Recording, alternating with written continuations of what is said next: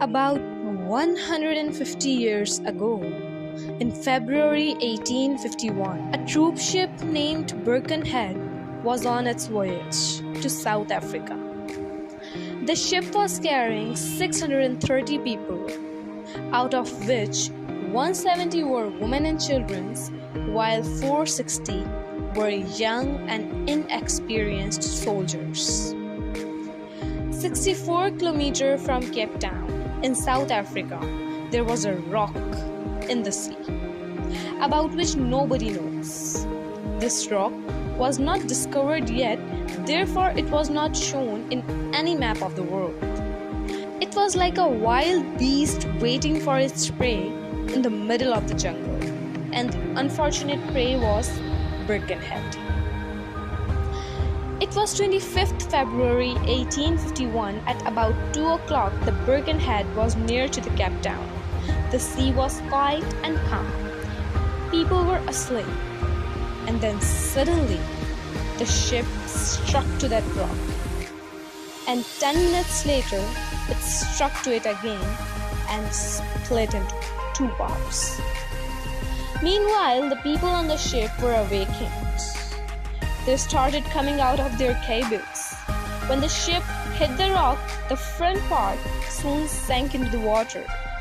But fortunately, all the people were on the other part of the ship, and for the moment they were safe.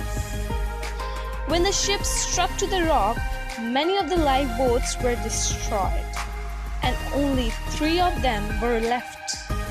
Each lifeboat has the capacity to save 60 passengers. According to that, the lifeboats can only afford 180 people. But unfortunately, there were 630 people.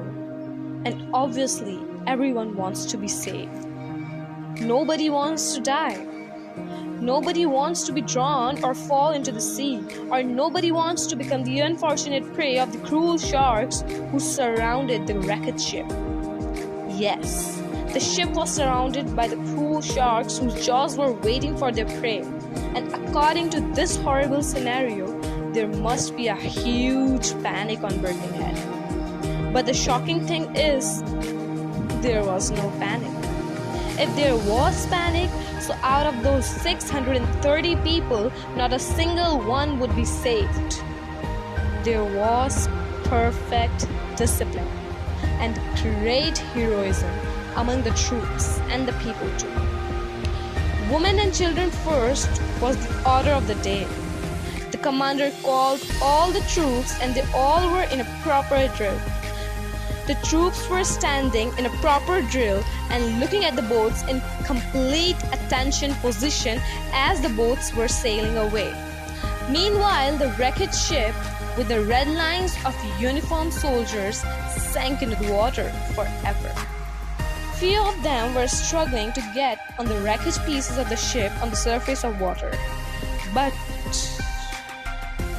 436 men died.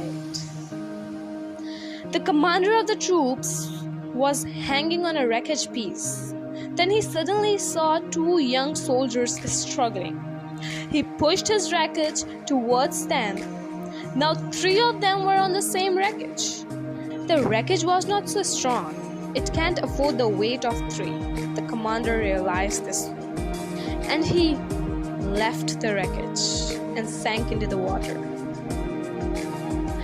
This was not the only example of heroism and sacrifice on Birkenhead. There were a lot, but this is one of them. The tragedy happened with Birkenhead was no doubt horrible and terrifying, but it taught us few lessons. Like women and children first, an order which needs to be followed for all the ships that are in danger. It taught us that whatever happens, just be disciplined. Don't panic. Discipline is the solution of a lot of problems.